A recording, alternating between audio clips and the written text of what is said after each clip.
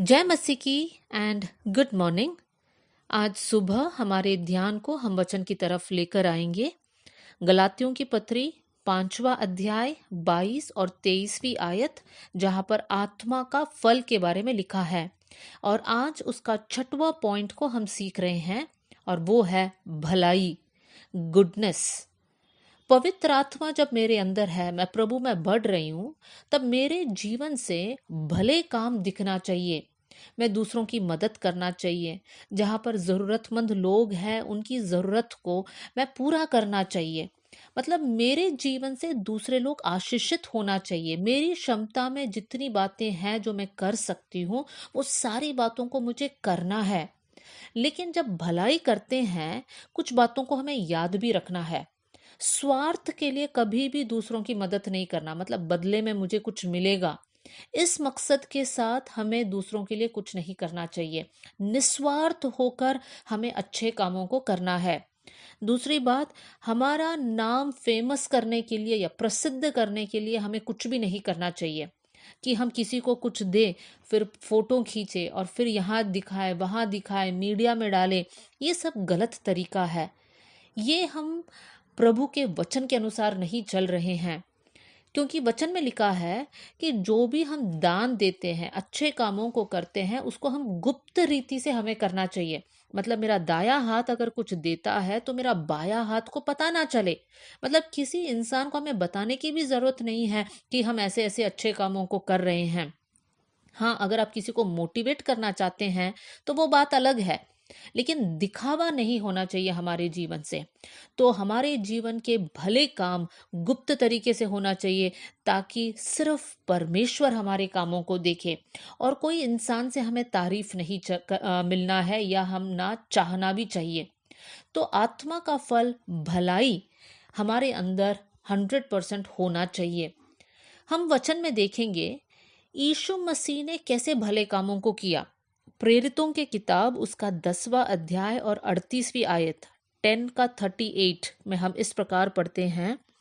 परमेश्वर ने किस रीति से यीशु नासरी को पवित्र आत्मा और सामर्थ से अभिषेक किया। वो भलाई करता और सबको जो शैतान के सताए हुए थे अच्छा करता फिरा, क्योंकि परमेश्वर उसके साथ था। यीशु मसीह के बारे में यहाँ पर लिखा है वो भलाई करता था और वो अच्छा करता फिरा। ये दोनों वर्ड्स पर हम लोग फोकस करेंगे।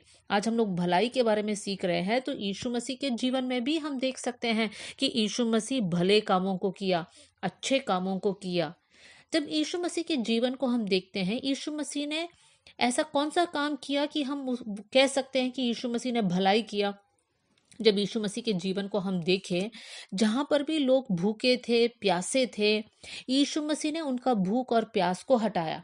चाहे वो आत्मिक भूख और प्यास हो या शारीरिक भूख और प्यास हो, परमेश्वर ने, प्रभु यीशु मसीह ने वहां पर अद्भुत कार्य किया और वहां पर लोगों की भलाई की। हम देख सकते हैं यीशु के जीवन में यह भी कि जहाँ कहीं जरूरत था, किसी चीज की कमी थी, यीशु मसीह ने वहां पर भी भले कामों को किया। काना की शादी का वो घटना को हम जानते हैं, कैसे यीशु मसीह ने उस परिवार में आने वाला कमी को भरकर वहां पर उस परिवार को लज्जा से बचाया।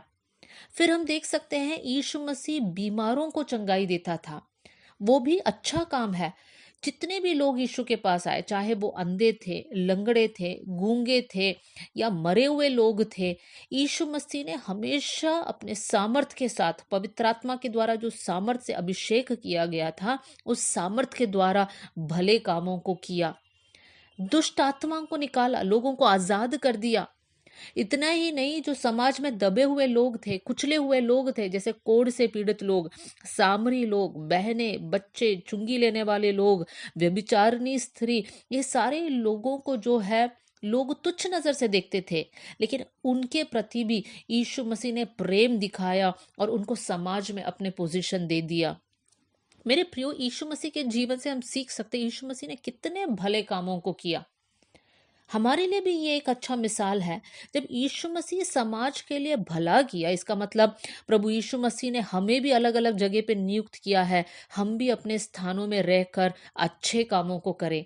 हमें सोचना पड़ेगा, प्रार्थना करना पड़ेगा कि प्रभु हम आपके लिए क्या करें, इस समाज के लिए हम क्या करें, ऐसे क्या करने से लोग आशीषित होंगे हमारे द्वारा। प्रभु आपके मन में डालेगा। हो सकता है परमेश्वर आपसे कहेगा आप बैठ के उनके लिए प्रार्थना करो। हम दूसरों के लिए प्रार्थना कर सकते हैं। हमारे मुंह से निकलने वाला दो अच्छा शब्द उनको हिम्मत दे सकता है, वो भी एक भला काम है। हमारे पास जो है हम उनके साथ बांट सकते हैं, गरीबों को खाना खिला सकते हैं, कपड़े दे सकते हैं, अतिथि सत्कार कर सकते हैं, बहुत कुछ हम लोग कर सकते हैं। यीशु मसीह ने कहा अगर तुम्हारे पास 2 कुर्ते हैं और किसी के पास एक भी नहीं, तो हमारा 2 में से एक उनको दे सकते हैं। मेरे प्रियो, भलाई करने के लिए कोई भी कमी नहीं है। मतलब हम कभी भी ऐसा नहीं कह सकते कि हम भले काम कर ही नहीं सकते हैं। बहुत सारी मौकाएं हैं, बस हमें सही मौका को यूज कर कर वहां पर भले कामों को करना चाहिए। मत्ती के सुसमाचार उसका 25वां अध्याय और उसकी 40वीं आयत में यीशु मसीह इस प्रकार कहता है, मैं तुमसे सच कहता हूं कि तुमने जो मेरे इन छोटे से छोटे भाइयों में से किसी एक के साथ किया, वो मेरे ही साथ किया। मतलब हम दूसरों के प्रति जो भलाई करते हैं, वास्तव में परमेश्वर उसको ऐसा देखता है कि हम प्रभु के लिए कर रहे हैं। क्योंकि उसके ऊपर की आयत 35 वर्स में इस प्रकार लिखा है, यीशु मसीह कहेगा, मैं भूखा था और तुमने खाने को दिया, मैं प्यासा था और तुमने पानी पिलाया, मैं परदेशी था और तुमने मुझे अपने घर में ठहराया, मैं नंगा था और तुमने मुझे कपड़े पहनाए, मैं बीमार था और तुमने मेरी सुधि ली, मैं बंदी गृह में था और तुम मुझसे मिलने आए। इस प्रकार के भले काम जब हम दूसरों के लिए करते हैं, तब यीशु मसीह कहता है कि तुम मेरे लिए कर रहे हो, यीशु के लिए कर रहे हैं। तो मेरे प्रियो, अगर आज हम लोग कुछ नहीं कर रहे हैं लेकिन एक विचार है, तो वो पवित्र आत्मा द्वारा है। तो उस विचार को आप टालना नहीं, लेकिन आप प्रभु के लिए बड़े बड़े कामों को करना। आइए हम लोग मिलकर प्रार्थना करें। स्वर्गीय पिता, आज का दिन, आज का वचन के लिए हम धन्यवाद करते हैं।